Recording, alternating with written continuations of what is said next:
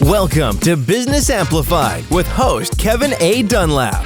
This podcast is for small business owners aiming to amplify their enterprises. Explore strategies to play a bigger game by becoming an author, public speaker, podcast host, or expanding your brand in other ways. Elevate your business on Business Amplified.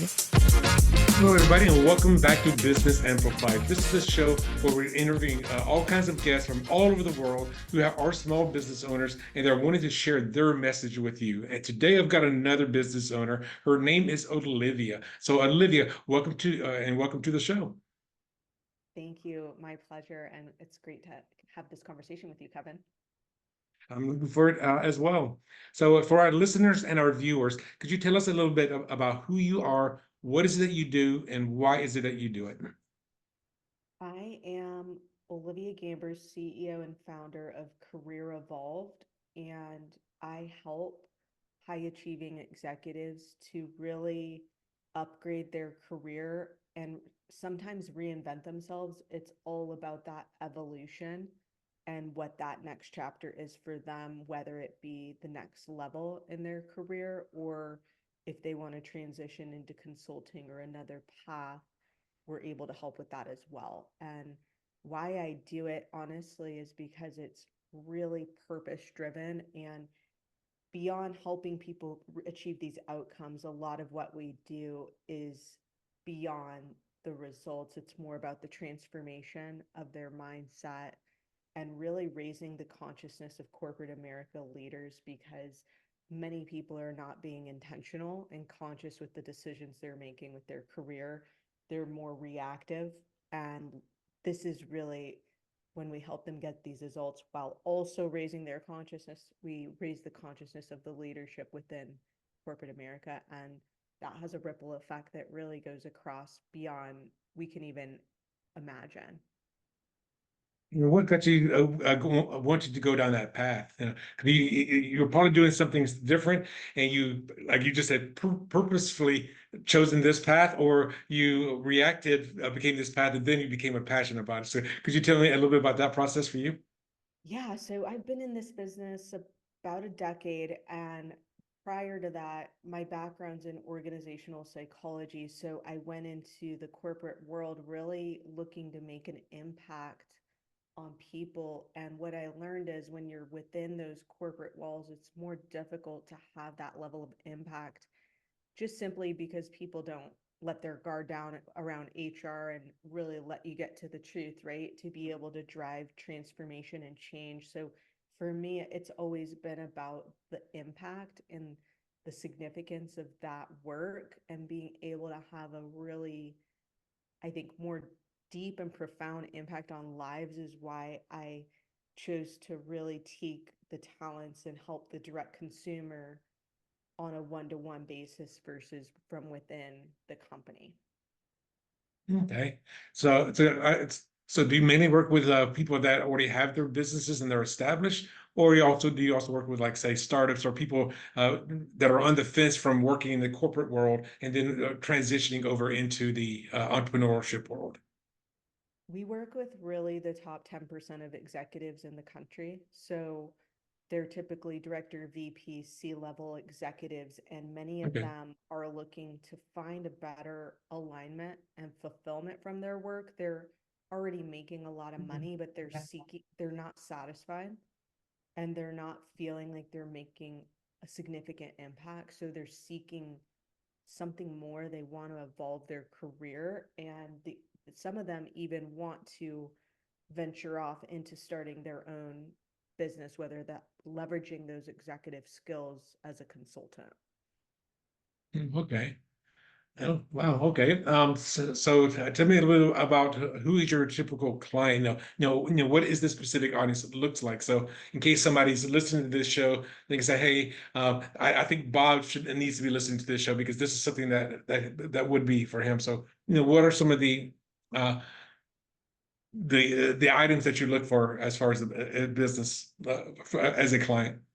Most of our clients are at that director and above level, because Okay. that's the community that we've cultivated within Career Evolved. And I think being surrounded by people that are at your level and also winning and competing against the top 10%. It's a more elite level competition when it comes to corporate leadership. And then really it's folks that they don't just want a job, they really want to dominate, they want to be fulfilled, they want to be paid at the top, and they have high level skills and belief in themselves. And it's so easy in today's world and business market to feel like a commodity now, especially with AI technology and just clicking a button and you can apply to thousands of jobs. And it's just really tough to be able to find that alignment with that executive level, because everybody at that level is qualified. They all have a great education background, etc. But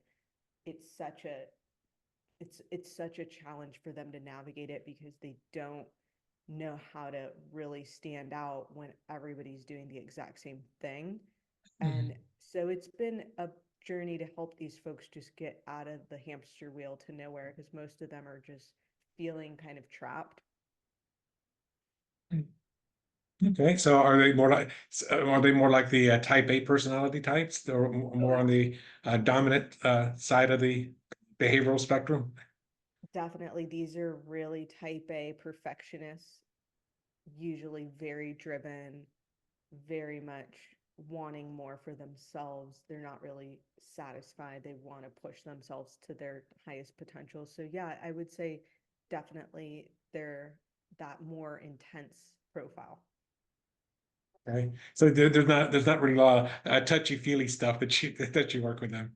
Well, they need that because they don't realize that at that level it's such an emotional sale, because everybody can do the job, right? So it's more, they do need to become more aware of their emotional and social intelligence, because a lot of them have lost sight of that because they're just used to being in power. They're used to people coming to them, wanting to get on their calendar, them making the decisions. When they're on the other side of that, it's really challenging for them to be on that side of the table. Are they also looking for promotions in that same company, or are they typically going to it and trying to find something at another location? It's typically they want to make a change and they've exhausted all their current options within the Okay. organization, or they're in transition between opportunities. Okay, because I have seen a lot where people have hit that, what I just call a glass ceiling that they just cannot get through. It happens, I see more often in women than men, because a lot of times women are not given the opportunities to go into the upper management, where they, so where they, or I can see where they would want to be going to other organizations that will have maybe a higher ceiling than the one that they're currently at.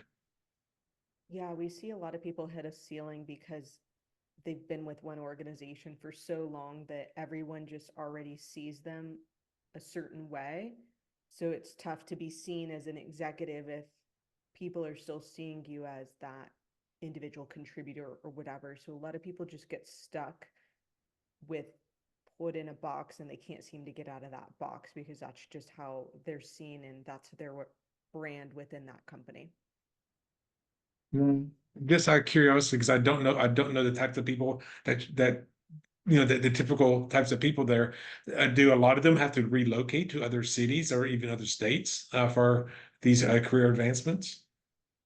It's interesting because ever since COVID, a lot of these executive roles are now remote.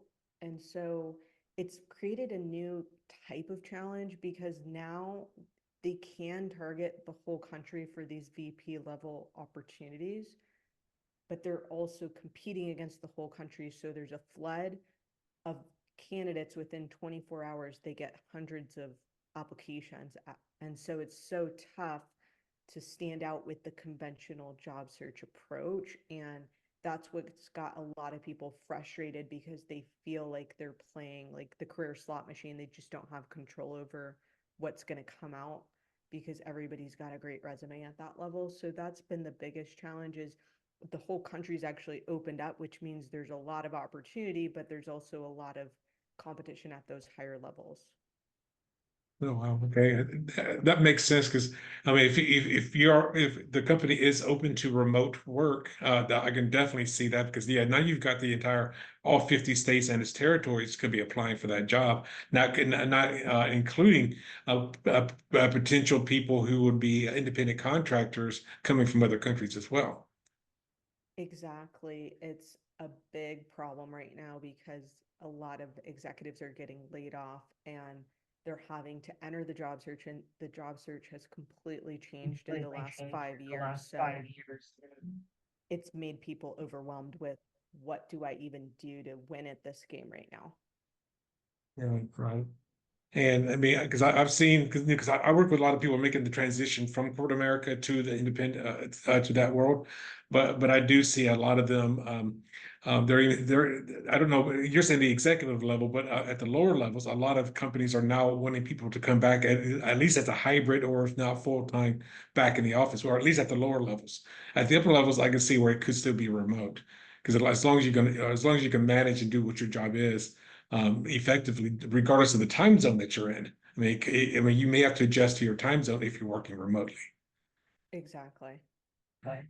And I always jokingly said, or say like, I would hate to be a day trader living in Hawaii, because the market closes, it opens at like 3 o'clock in the morning, and it closes at noon your time. So, Exactly. um, and just like, how did you get into that? I mean, that seems to be a very niche industry. And did COVID help?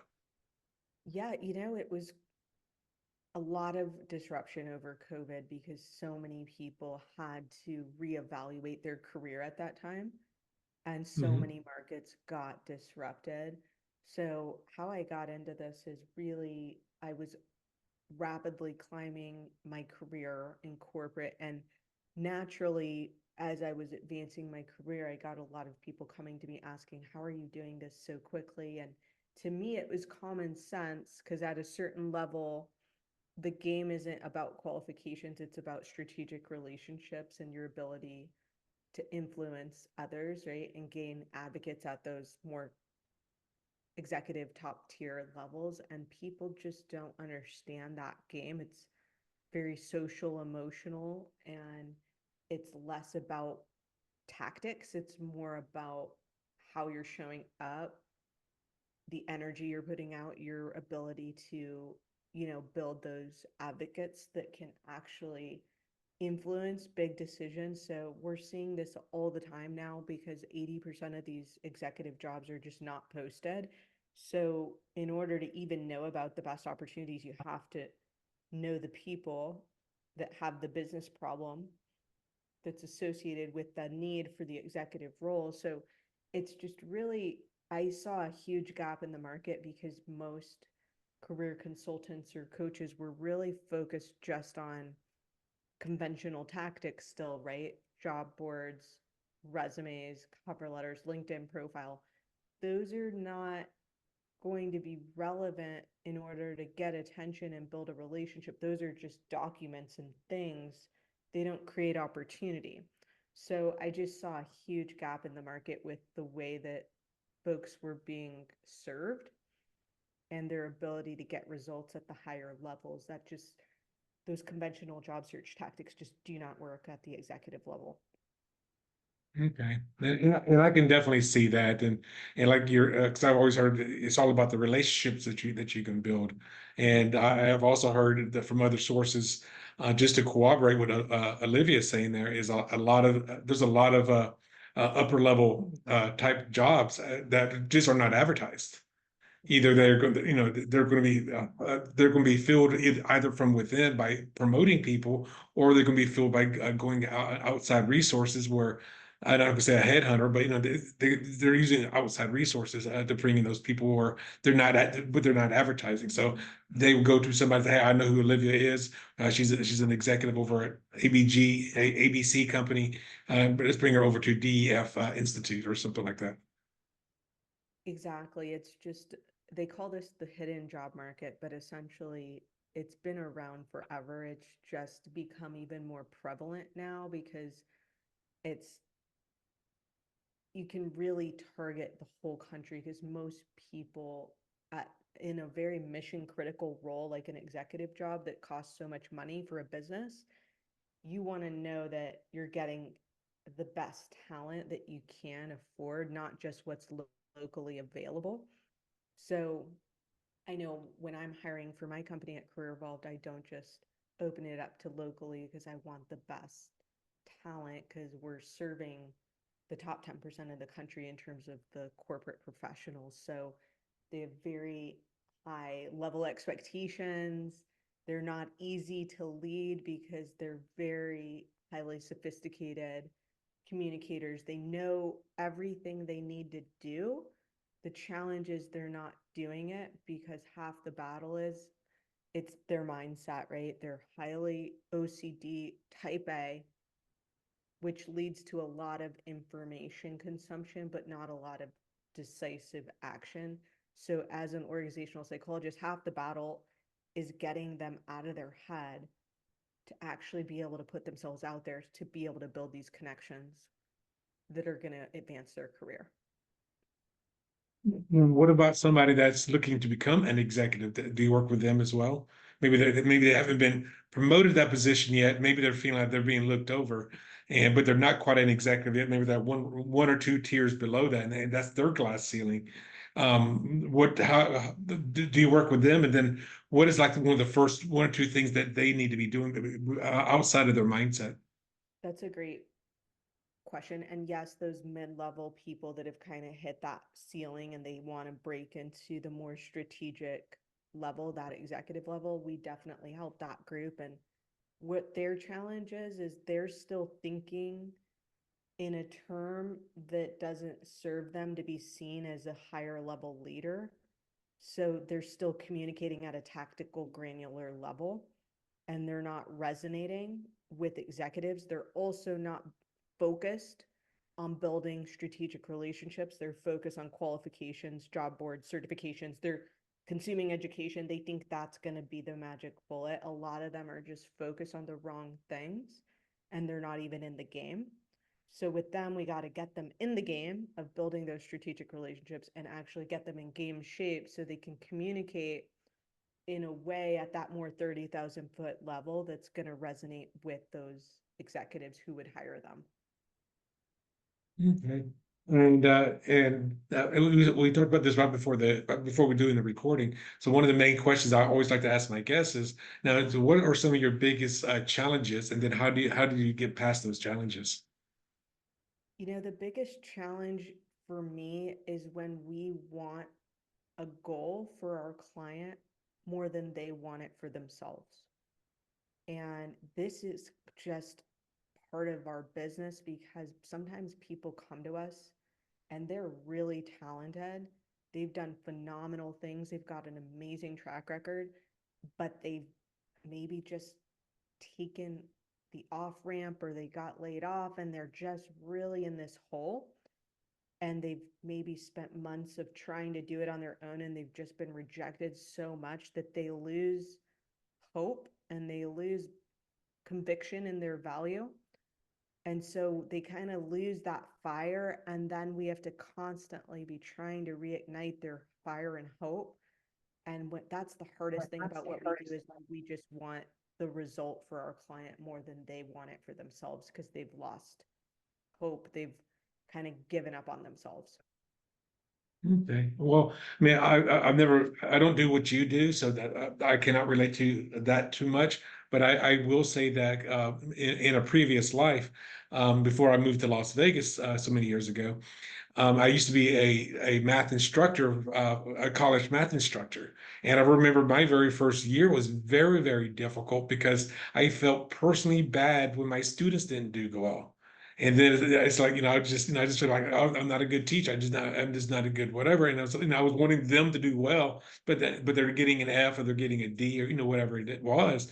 And I remember that it was, that I took it personally until about a year, maybe 2 years into the process. That's when I realized that it was on their own efforts. It wasn't on me. So I can see where we're in a way where you're coming from, where you want them to do well, but they are not always going to do that because of whatever that reason is, because of their own mindset or their own efforts.